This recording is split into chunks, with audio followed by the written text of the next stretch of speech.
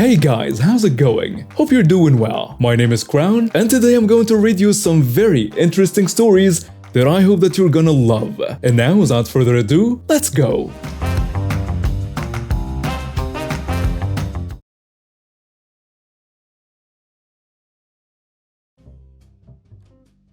I was reading through another post about an allergy reaction, and I remember this interaction. To start, I'm allergic to everything except food. I can be around most animals easily enough, except cats. I'm grossly reactive to cats. As an airway closing can't breathe, need either an inhaler or an EpiPen. I have been pet sitting for years and still do. Though, this happened about a year or so ago. I usually pet sit horses and dogs. Outside cats are fine so long as I don't touch them, and no inside cats period. I like breathing and the EpiPens hurt. So a family friend who I'm pet sitting for asked me to house sit for her. No problem. She had 3 dogs and 2 horses. Love her pets. They are a wonderful group. My best friend was helping with one dog who needed meds for the first night. The dogs were outside and we were having a glass of Coke outside, totally allowed. And the family friend I'm pet sitting for left it for me with a thank you note. Her neighbor, this is the worst kind of human, entitled and knows it all. She comes over and interrupts our relaxing time, which annoyed me, but whatever. Who the hell are you? I'm X, and I'm pet sitting for a family friend. Pet sitting? Yep, all 3 dogs and 2 horses. My friend is really quiet by nature. She just watches. Well, I'm going out of town tomorrow, and you need to take care of my cats. I stared at her for a few seconds, brain.exe reboot complete. I'm sorry, I can't. Why not? I'm allergic to cats. I can't watch them. Her face screwed up and it looked like it was the first time she heard someone say no to her. Very odd looking, and I'm not sure how I managed not to laugh at her. You're a liar. Allergies aren't real. Me, with a blank stare? No, I assure you they are real. You just want attention and people to pity you. Yeah, whatever, lady. I'm not watching your cats. End of discussion. She walked off and I figured that was the last of it. My friend and I went back to chatting and she asked me if I was going riding in the morning to train one of the horses. I was about to reply when I looked over my shoulder just in time to get hit in the face by something large and fluffy. I dropped my glass and reached up and grabbed hold of whatever it was. You're fine. My friend shouts, "Oh my god, get that off her." My friend raising her voice above a whisper is out of the ordinary. Her screaming is reason to panic. I pushed away and fell out of my chair to the deck. I looked up as my throat, face and hands were starting to itch. I see a very fluffy gray cat. This cat had to be close to 15 to 20 pounds. My friend asks me, "Are you okay?" I start to stand and I can feel my throat tightening and my skin is starting to turn into large red hives. I had not noticed that the cat's claws had dug into my neck and face. I packed up and the Karen followed me, forcing this large cat into my chest. I'm starting to cough as I threw that poor cat away from me. I don't like cats, but I do not wish harm on them. Some are really beautiful and they are fun to watch. Stop lying. You're faking it and you hurt my cat. You'll pay for any injuries you caused to my baby. My friend tells her, "She's allergic, you weirdo. Get away from her." Karen was still coming after me as I tried to get past her into the house to get my purse.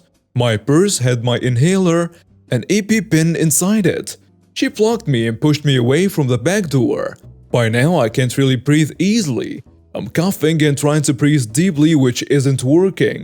Normally I have time to get my inhaler between being around the cat and getting away from it.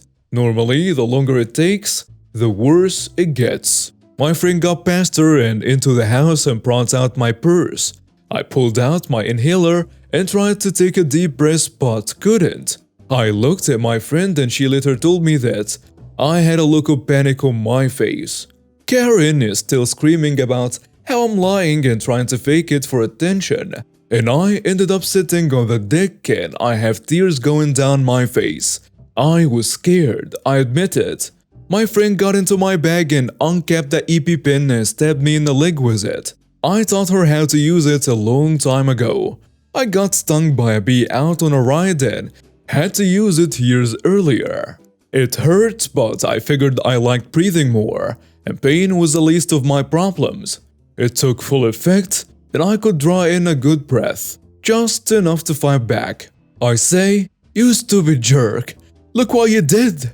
How dare you!" You're still lying. Me breathing hard, "I'm not, you witch!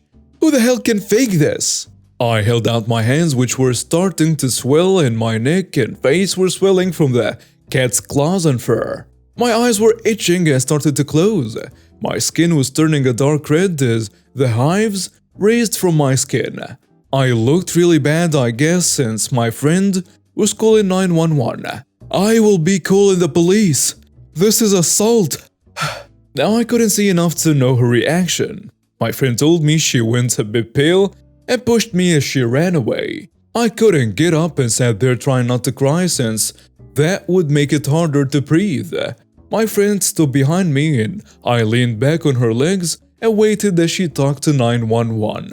I ended up in the hospital for 5 days to get the swelling down and my breathing back to normal. Called a family friend I was pet sitting for and apologized to her since my friend and my parents were taking care of the animals and I hadn't gotten a chance to work with her horse like I promised. She said to hell with the training and pets and wanted to make sure I was okay. She's an amazing person, but I still felt bad. She was paying me to be there, but I was not there. Police came by to find out what happened since I filed an initial report, and my friend and I told him our version. She got arrested for assault and battery. She went to court and the judge disagreed with her defense that I was faking it and allergies aren't real. He sentenced her to a year of community service and damages to me. Brand new set of EpiPens, and she paid my medical bills. I have pet sat for the family friend many times since the Karen was told that if she comes onto her property, I will call the police and she will sue her for trespassing. The property now has no trespassing signs to make sure that she will be arrested. Thankfully, she hasn't come near me or my family friend since. I'm not saying I'm overly proud of this, but after almost a decade of keeping it to myself, I feel the need to tell someone. I was 20 years old and on summer break from college. My hometown is very small and there aren't a lot of jobs to go around. Somehow I managed to land a job at this little cafe that had just opened. At the time, it had been open for 3 weeks. The owner of the cafe was actually a former waitress at a restaurant in our hometown. She was middle-aged, divorced, and had no business since. She opened the cafe because she'd gotten fired from her waitress job and had one of those "I'll show them" mentalities. She thought her little cafe would steal all the business from the restaurant. Anyways, within an hour of my first day, I knew something wasn't right. I did not have my food handler certificate, and she immediately threw me into the kitchen to start making food. She vaguely gestured at some recipes pinned to the back wall. There were no gloves or hairnets provided, or even hand soap. She told me to just use a little dish soap on my hands. The kitchen was filthy too. The whole place smelled like dirty water and feet. The whole shift she alternated between telling me her life story and chewing me out for not psychically knowing what she wanted. I got no breaks and she was breathing down my neck the whole time. Then there was the incident. A man came in demanding money. From what I could overhear, it sounded like he did some under-the-table stuff for her, like painting and little repairs, and she had stiffed him on the bill. An argument ensued and she flat out refused to give her any money and told him to come back next week. She then realized I saw the whole thing and told me I could go home for the day. She fired me the next morning with no explanation. I don't know for sure, but I think it had something to do with me seeing something I wasn't supposed to. She told me to come back next week for my pay. I came back next week like she said, and to the surprise of no one, she didn't have the money for one day of work. I went in there twice a day for 2 weeks until she finally underpaid me. On my way out of the door, I noticed her massive pile of recipes by the till. I casually asked how business was going, and the nutcase starts crying and saying that she has no idea because she hasn't even counted the till yet and has no idea what she's doing. So, I offered to help her balance the books. A quick side note, I took a finance class in grade 12s, so I had a basic understanding of what I was doing. She was really deep in debt and operating at a loss each day. Did I tell her this? No. Instead, I showed her how to calculate things, which completely omitted addressing her debts and bills. She got really excited by this and asked if I could balance her books for her all the time. No, I am not an accountant. I'm just a college kid who half remembers a course I took a few years ago, and I'm messing with you. After wrestling with it for a few weeks, I submitted an anonymous tip to the authorities. The health inspector shut her down immediately, and I also heard a rumor that she was being investigated for cooking her books and tax evasion and not paying her contractors. I can't take full credit because she really was dirty and not paying people, but I like to think I assisted somehow. P.S. I saw her walking the street a few years later when I was home for a visit. She looked me dead in the eye, and it was obvious how much she wanted to kill me. Oh well. So this actually happened multiple times with multiple people, but this was the worst of the instances in my memory. Background: I worked in a building that was built on a historical site. Being the nerd I am, I geek out over historical stuff and know all sorts of interesting tidbits on our area, and especially about my own workplace. Basically, at some point in the early days of the Civil War, the site was a boarding house/pub. The proprietor was a Confederate sympathizer and hung a Confederate flag on the roof of the building. Despite it being on the edge of the Union territory, President Lincoln apparently took offense to this and sent a friend, Union officer, to take the flag down. Confederate sympathizer tried to stop the Union officer and ended up shooting and killing him. Union officer's soldier did not take kindly to such an action, shot and killed the Confederate sympathizer in retaliation, and these were considered the first casualties of the Civil War.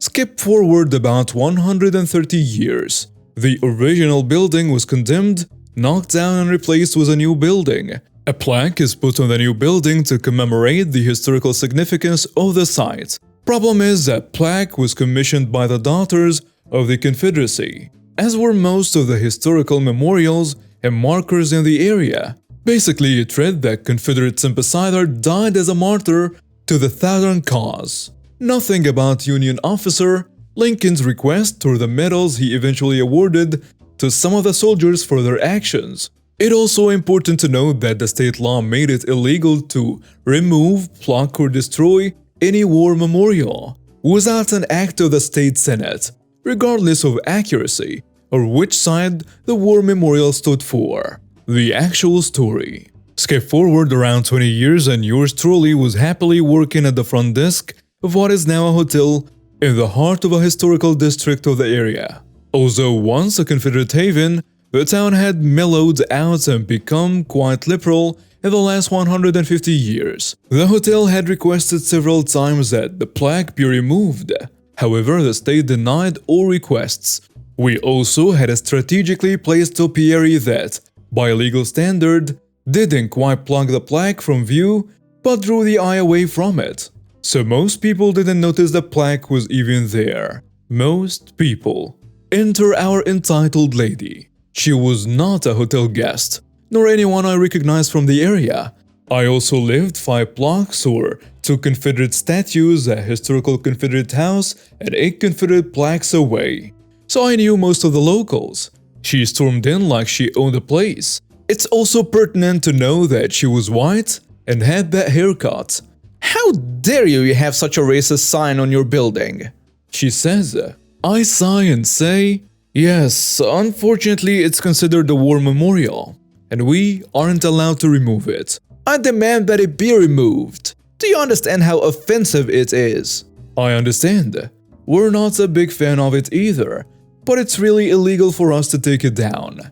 I explained the state laws regarding war memorials, the process for removing one, and the state's refusal. I knew the information by heart because I've had this conversation at least a dozen times. This is usually where people become understanding and sympathetic. I also offered to give them contact information of the office in charge of these decisions and asked them to help us appeal to them. But not this lady though. No, you're just racist. You hate black people. This business hates black people. She's shouting so loud that people in the lobby had tuned in to listen. It was a huge lobby and many people use the seating area as a place to meet and have coffee from our coffee service. The Karen used this to her advantage and was now addressing the entire lobby, as well as me. Because you know, the rightfully indignant need an audience. I bet you didn't know when you checked in that this was a racist business. Have you seen that appalling plaque they put up? They support the Confederacy. They hate black people. Me, extremely uncomfortable. I can assure you that neither the business or I are racist against black people. As I've said, we petitioned the state many times to have it removed, but they denied our request. You get someone down here right now and take down that racist garbage, or I will have you fired. Ma'am, even if it were legal to take down, which it isn't, I don't have the authority to make changes to the building. Now you think you know what's coming up. I certainly did. She was going to demand to talk to my supervisor. I always enjoyed that since I was the highest authority at the front desk, and I quite liked the face indignant people made when they found out I was the supervisor. But no, this woman skipped straight past that. Didn't I demand to speak to the president of the company? Well, that escalated quickly.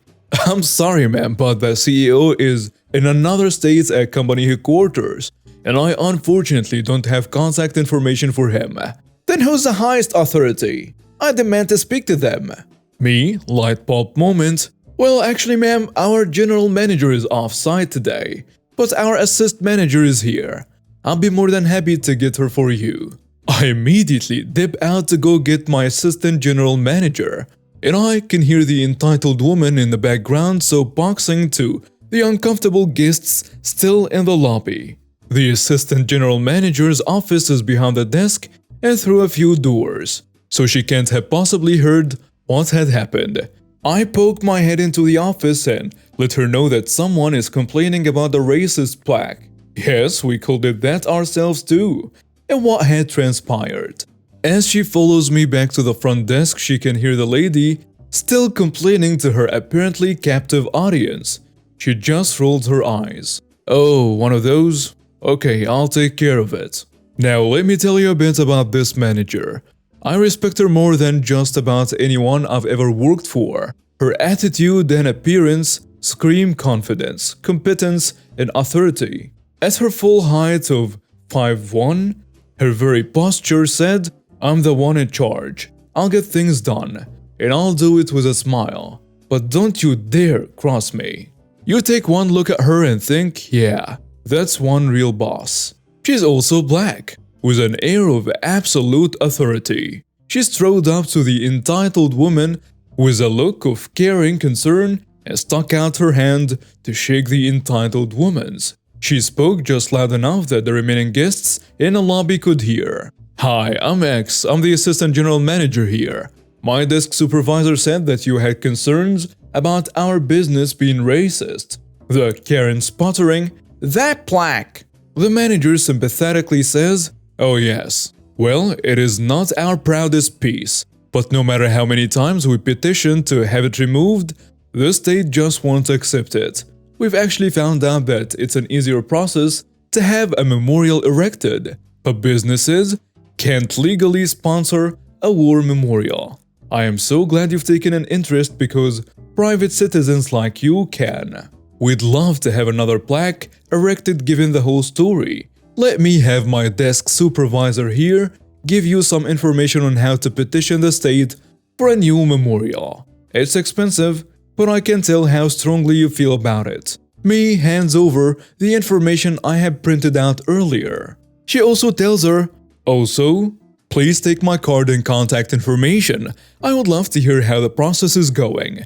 It's community involvement like yours that really gets things done. Karen, now considerably embarrassed in front of her audience and having the wind taken out of her sails. Thanks to Assistant General Manager, she thanks the Assistant General Manager, takes her papers and slinks out with her tail between her legs.